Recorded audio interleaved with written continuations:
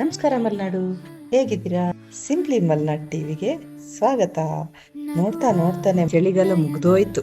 ಯಾವಾಗ ಬೇಸಿಗೆ ಬಂತು ಅಂತಾನೆ ಗೊತ್ತಾಗ್ಲಿಲ್ಲ ಅಲ್ವಾ? ಬೇಸಿಗೆ ಬಂದ ತಕ್ಷಣ ಪ್ರಕೃತಿ, ನಮ್ಮ ಭೂಮಿ ತಾಯಿನೂ ನಮ್ಗೆ ಅಷ್ಟೇ ಉಪಯೋಗ ಕೊಡ್ತಾಳೆ. ನೋಡಿ ಯಾವ್ಯಾವ ಹಣ್ಣು ಕೊಟ್ಟಿದ್ದಾಳೆ ನಮ್ಗೆ. ಕಲ್ಲಂಗಡಿ ಹಣ್ಣು, ದ್ರಾಕ್ಷಿ, ಕಿತ್ಲೆ ಹಣ್ಣು, ಹೀಗೆ ಎಲ್ಲ ಹಣ್ಣುಗಳನ್ನು ಎಷ್ಟು ಚೆನ್ನಾಗಿರುತ್ತಲ್ವಾ? ಅದೇ ರೀತಿ ನಮ್ಮನೆಗೂ ಒಂದು ಕಲ್ಲಂಗಡಿ ಹಣ್ಣು ಬಂತು. ಕಲ್ಲಂಗಡಿ ಹಣ್ಣು ಕಟ್ ಮಾಡೋದು ಅದೇ ಒಂದು, ನಾವು ಸುಮ್ಮನೆ ಕಟ್ ಮಾಡಲ್ಲ, ಖುಷಿ ಖುಷಿಯಾಗಿ ಅದನ್ನೂ ಎಂಜಾಯ್ ಮಾಡೋದೇ ನಮಗೆ ಕೆಲಸ. ಮಾಮೂಲಿಯಾಗಿ ಎಲ್ಲರೂ ಕಟ್ ಮಾಡಿದ್ರೆ ನಮ್ಮನೇಲಿ ಬೇರೆ ಥರನೇ ಇರುತ್ತೆ. ಅದನ್ನು ಐಸ್ ಕ್ರೀಮ್ ಥರ ಸ್ಕೂಪಲ್ಲಿ ತೆಗೆದು ಐಸ್ ಕ್ರೀಮ್ ತಿಂದಾಗೆ ತಿಂತಾರೆ ಮಕ್ಕಳು. ತುಂಬ ಖುಷಿಯಾಗಿ ಎಂಜಾಯ್ ಮಾಡ್ತಾರೆ. ಹಾಗಾಗಿ ಅದೇನು ಕಟ್ ಮಾಡೋಕ್ಕೂ ಈಸಿ ಆಗಿಬಿಡುತ್ತೆ. ಪಾತ್ರೆ ಎಲ್ಲ ಬೇಕಾಗಿಲ್ಲ. ಸಿಂಪಲ್ಲಾಗಿ ನೋಡಿ ಪೆಟಲ್ಸ್ ಥರ ತೆಗೆದ್ಬಿಟ್ಟು ತಿನ್ನೋಕ್ಕೆ ತುಂಬ ಖುಷಿಯಾಗುತ್ತೆ. ಹಾಗೆ ಖುಷಿಯಾಗಿ ತಿಂದು ಮಕ್ಕಳಿಗೂ ತುಂಬ ಖುಷಿ.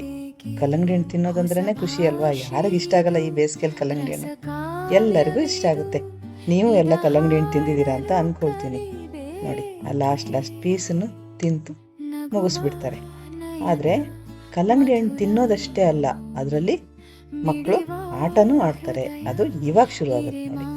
ಎಲ್ಲ ತಿರುಳು ತೆಗೆದ್ಮೇಲೆ ಅದನ್ನು ಟೋಪಿ ಥರ ಬಳಸ್ತಾರೆ, ಹೆಲ್ಮೆಟ್ಟು ಅಂಥೇಳಿ ನಗ್ತಾರೆ.